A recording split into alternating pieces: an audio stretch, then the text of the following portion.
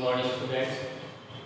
पिछले लेक्चर में आपको वैद्युत विभव रेशन के कुछ पार्ट्स हो गए थे। जैसे सबसे पहले आपको बता दिया गया था कि वैद्युत विभव क्या होता है। इसके बाद आपको बताया था कि वैद्युत विभवांतर क्या होता है। इसके बाद आपको वैद्युत विभव के कारण अक्षीय अथवा अनुदैर्ध्य स्थिति में अक्षीय अथवा अनुदैर्ध्य स्थिति में विभव निकालना कल बताया था। फिर कल ही आपको निरक्षीय और अनुप्रस्थ स्थिति में भी वैद्युत विभव ज्ञात करना बताया था। एक बिंदु आवेश के साथ विभव भी आपको बताया गया था। ये सारी चीज़ें आपकी कल कंप्लीट हो गई थी। उसी लेक्चर में आपको आगे ले चलते हैं और आपका आज का टॉपिक आएगा विभव प्रवणता। सबसे पहले आता है कि विभव प्रवणता क्या होता है। तो सिंपल सा याद रखिए कि दूरी के सापेक्ष, ठीक है, दूरी के सापेक्ष विभव परिवर्तन की दर जो होती है वो क्या कहलाती है, आपकी विभव प्रवणता कहलाती है। फिर समझ लीजिए, दूरी के सापेक्ष विभव परिवर्तन की दर क्या कहलाती है, आपकी विभव प्रवणता।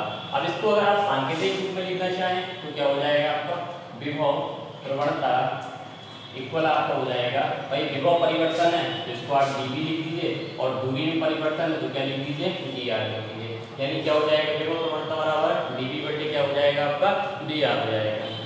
आप इसी का अगर आपको मात्रक निकालना है और इसी की विमा निकालना है तो आप देख सकते हैं इसका मात्रक क्या हो जाएगा, भाई विभवांतर का मात्रक क्या होता है। अगर आपको याद है तो अच्छी बात है, नहीं है तो आप पीछे से याद कर सकते हैं। विभवांतर का मात्रक क्या होता है, आपका वोल्ट, और दूरी का मात्रक क्या होता है, मीटर। यानी ये हो जाएगा आपका वोल्ट प्रति मीटर। अब अगर आप यहीं पर इसकी विमा निकालना चाहें तो विमा देख लीजिए। सबसे पहले आपको किसकी विमा याद होनी चाहिए, v की याद होनी चाहिए। अगर v की याद नहीं है तो v बराबर आपको फौरन याद होनी चाहिए कि क्या होता है, w बटे क्या होता है, q होता है। अब भाई w की विमा तो याद होगी, ml² t-2 होती है, और q की विमा क्या होती है, आपकी at। ऊपर ले जाओगे तो फौरन आ जाएगा ml² और ml² t-3 और ये माइनस क्या हो जाएगा, आपका 1। ये विभव की विमा। तो आप विभव की जगह विभव की विमा रख दीजिए ml² t-3 और ये -1 हो जाएगा। नीचे आइए आप, नीचे क्या है, दूरी, और दूरी की विमा क्या होती है, l। तो ऊपर ये l जाएगा तो आपका घट जाएगा और आपका क्या हो जाएगा, m l की पावर n, दो में से जाएगा तो एक बचेगा, तो ml t-3 और ये माइनस क्या हो जाएगा, 1। ये हो गया। तो विभव प्रवणता क्लियर है सबको, ठीक है। वोल्टेज ग्रेडियंट बोलते हैं इंग्लिश में। तो दूरी के सापेक्ष विभव परिवर्तन की दर विभव प्रवणता कहलाती है। dv बटे dr कहलाता है, मात्रक होता है वोल्ट प्रति मीटर, और विभव होती है ml t-3 और ये -1 होती है, ठीक है। अब इसी में आगे चलते हैं। इसी में एक अगला डेरिवेशन होता है आपका विभव प्रवणता और वैद्युत क्षेत्र की तीव्रता में क्या संबंध होता है। ये आपसे पूछा जाता है कि विभव प्रवणता और वैद्युत क्षेत्र की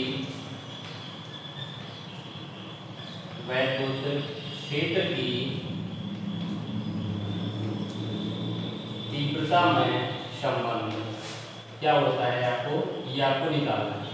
चलिए देखते हैं, करते हैं। सबसे पहले ये हमारा वैद्युत क्षेत्र है, ठीक है। ई तीव्रता का वैद्युत क्षेत्र हमने ये लिखा हो गया हमारा। ये कोई कण हमारा बिंदु ए है और ये कोई कण हमारा क्या है, बिंदु बी है। बिंदु बी पर हमारा माना कि एक आवेश रखा हुआ है, परीक्षा आवेश q0 रखा हुआ है। बिंदु बी से बिंदु ए तक इसको हमको ले जाना है। भाई जब कोई कण हमारे, जब कोई आवेश वैद्युत क्षेत्र में रखा होगा तो उस पर सबसे पहले क्या कार्य करेगा, वैद्युत बल, ठीक है। तो हम निकाल लेंगे कि इस पर कितना वैद्युत बल काम करेगा। तो वैद्युत बल F बराबर सबको मालूम है क्या होता है, q0 × E। पहले जैसा हमने आपको पढ़ाया गया था। ये हो गया इक्वेशन फर्स्ट। अब जब आवेश पर आप फोर्स अप्लाई करेंगे तो वो क्या करेगा, कुछ ना कुछ कार्य करेगा। यहाँ फोर्स लगाया और बी से उसको ए तक ला रहे हैं तो वो कितना कार्य कर रहा है, कार्य निकालने ले रहे हैं, ठीक है। कण द्वारा किया गया कार्य, तो वही कार्य क्या, dw हो गया। और कार्य बराबर क्या होता है, बल गुणा विस्थापन होता है, ठीक है। F × r होता है, ठीक है। माना ये दोनों बिंदु हैं, इन दोनों के बीच की दूरी क्या मान ले रहे हैं हम, dr।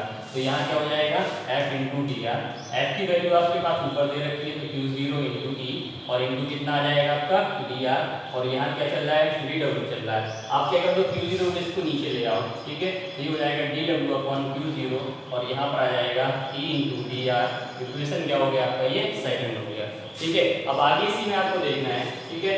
अब हमें रिलेशन किसमें चाहिए, वेक्टर क्षेत्र की तीव्रता और विभव प्रवणता। तो विभव प्रवणता तो अपने पास आया नहीं, तो अब पहले क्या निकालते हैं, मतलब विभव प्रवणता निकालते हैं। आपको एक चीज बताइए कि विभवांतर अगर हम आपसे निकालने को कहें, ठीक है, तो विभवांतर क्या होता है आपका डेल्टा वी, और डेल्टा वी बराबर क्या होता है अपना डब्ल्यू बटे क्यू जीरो, ठीक है।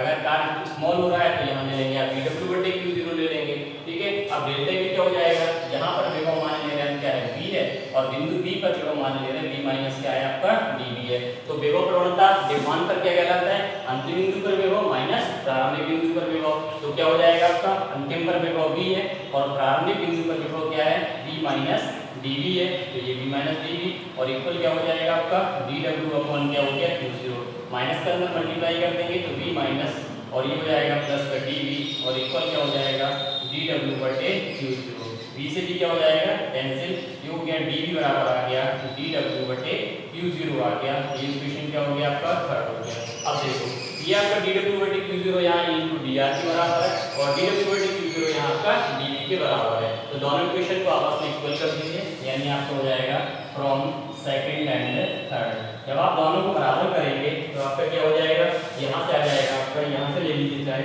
dv, और यहाँ सेकंड से हो जाएगा कि इंटू क्या हो जाएगा dr हो जाएगा, ठीक है। ये ले लिया dr को इसके नीचे ले आओ, तो ये हो जाएगा dv बटे dr, और इंटू क्या हो जाएगा आपका t आ गया, ठीक है। अब यहाँ पर थोड़ा सा कुछ किताबों में आपको ये आता है कि जो वेक्टर क्षेत्र की तीव्रता होती है वो विभव प्रवणता के डायरेक्टली बराबर होती है, और कुछ बुक्स के अकॉर्डिंग ये हो जाता है कि ये ऋणात्मक दर के बराबर होती है। तो ये भी आपको ध्यान देना है, ठीक है। तो ये हो जाएगा आपका सिंपली यहाँ से निकल के आ गया है जो वेक्टर क्षेत्र की तीव्रता है वो विभव प्रवणता के बराबर होती है, ठीक है। ये निकल के आ गया। अब अगला डेरिवेशन चलते हैं, आगे चलते हैं, ठीक है। आगे इसी में आता है आपका सम विभव पृष्ठ आता है, ठीक है। अगला टॉपिक अपन का है सम विभव पृष्ठ। देखिए क्या होता है सम विभव पृष्ठ। देखिए सम विभव पृष्ठ क्या होता है कि वैद्युत क्षेत्र में, माना ये हमारा वैद्युत क्षेत्र है, तो वैद्युत क्षेत्र में स्थित एक ऐसा पृष्ठ है जिसके प्रत्येक बिंदु पर विभव का मान कैसा रहता है, समान रहता है।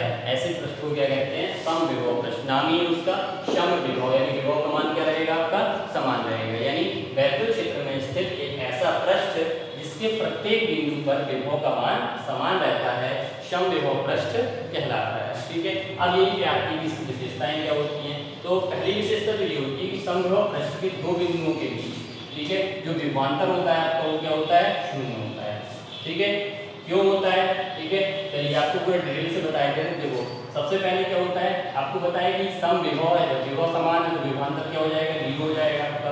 भाई विभवांतर जीरो होगा, अगर हम यहीं पे आपसे कहते हैं कि कार्य कितना होगा, तो आप फौरन क्या लगाएंगे, v बराबर क्या होता है डब्ल्यू बटे क्यू जीरो। v आपका जीरो है, ठीक है, तो डब्ल्यू बटे क्यू, तो कार्य भी क्या हो जाएगा आपका जीरो। यानी एक विशेषता तो ये हो जाएगी कि समभुज पृष्ठ के किन्हीं दो बिंदुओं के बीच विभवांतर क्या होता है शून्य होता है। दूसरी विशेषता होती है कि दो समविभव पृष्ठ कभी भी एक दूसरे को नहीं काटते। मतलब जैसे ये हमारा कोई पृष्ठ है और ये हमारा एक पृष्ठ समविभव पृष्ठ हो गया, तो दूसरा इस तरीके से कभी नहीं जाएगा। दो समविभव पृष्ठ कभी भी एक दूसरे को नहीं काटते, क्योंकि यदि ऐसा होता है तो कटान बिंदु पर उसकी दो दिशाएं हो जाएंगी, यानी कभी भी एक दूसरे को अपना नहीं काट सकते हैं। ये आपकी समविभव पृष्ठ की विशेषताएं हो जाएंगी। इसके बाद आपका जो अगला आता है, ठीक है, वो होता है वैद्युत स्थितिज ऊर्जा, ठीक है। देख लीजिए उसको भी, वैद्युत स्थितिज ऊर्जा, ठीक है। वैद्युत स्थितिज ऊर्जा क्या होती है, दो आवेशित कण हैं हमारे पास, दोनों अनंत पर स्थित हैं, ठीक है।